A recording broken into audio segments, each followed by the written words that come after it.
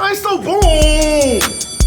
Robinson, I feel like I want to quit my job. I can't control the kids. I feel like they're taking my mental health away. You want to know how to control your classroom? We can simply talk about this right now. Here's one of the problems that most teachers are having a problem with. You too nice. You got it in your mindset that no matter what I say, all the kids are gonna listen to me, and we're gonna have us a happy, jolly little year. Boy, you crazy. If you don't control your classroom, you don't control your students will control you.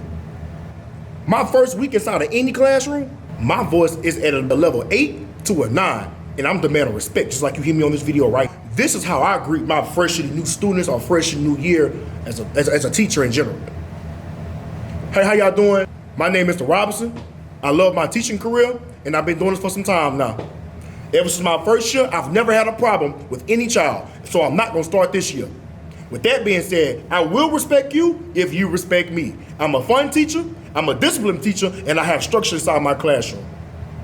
If you cannot apply by these rules, you will get up out of here. I don't do warnings, you're going straight to the principal office.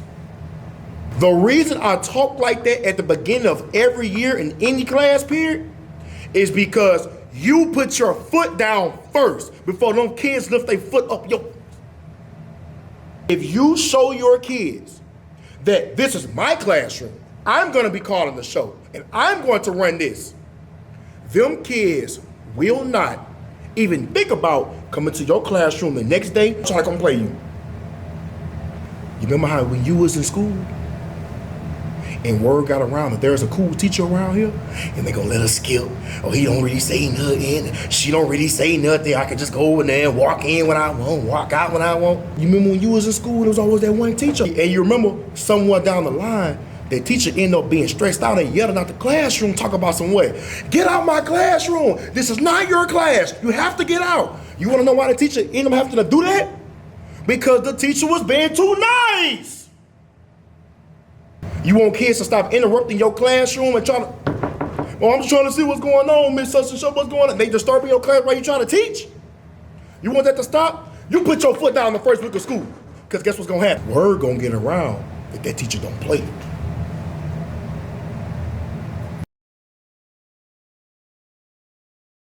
Let's say you're walking your classroom to the cafeteria, the gymnasium or auditorium.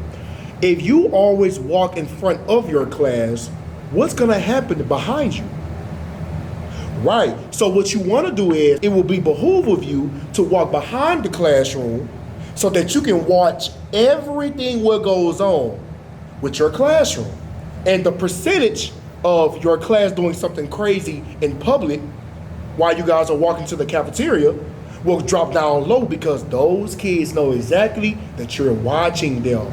Correct. And it saves you a lot of time from investigating what happened behind your back. If little Billy or little Sally end up hitting each other or someone screaming inside of the hallway, this will help you control your students so much so nothing can happen, because they know that you're watching from the back. Yes, ma'am. Yes, Lord. Yes, sir. Avoiding collision. Let's say it's time for you guys to enter the classroom. If you want your kids to enter the classroom respectfully without anything crazy, this is what I do. I like to have my students line up before we enter the classroom, and I let them go in 3, no more than 4 at a time. You can watch every student come in small groups, gently place their backpack down, gently place their belongings down, and we're ready to teach class. But what happened is, you can have a collision if we just let all the kids run in at one time, and let's say a student asks you for a hug or a dap or something like that. Now something has just happened and you didn't see what happened because all students went in at one time. So let them go in little by little and watch them as they sit down. The kids won't sit up here and try anything because they know it's little by little, and you're watching them. You're monitoring their every last move. And that's gonna help you a lot when it comes to controlling your students and no collision. Yes. Okay, Mr. Robinson, how do I keep my kids engaged as much as it looked like on your videos so my kids won't drive me crazy? You have to meet them halfway. If you're gonna give them work every day, can you have a little fun with them?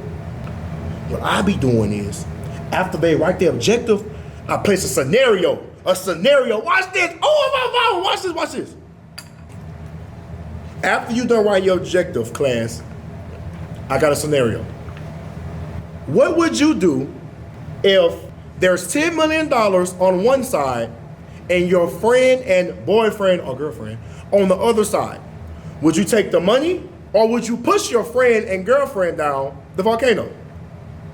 Well, Mr. Robinson, why would we push them down? Because you just found out your girlfriend or your spouse was cheating on you with your best friend. Write your answer down. What you have just done as a teacher, you met them halfway.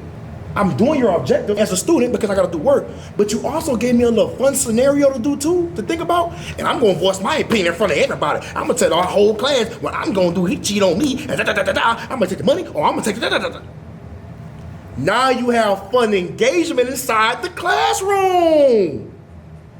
And see, some of y'all may think, why would I waste time?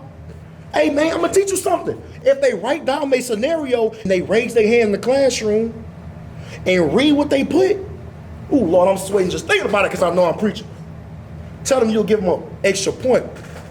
If you fail any homework or any test, this should be your extra points when I check your journal because you read it. Boom!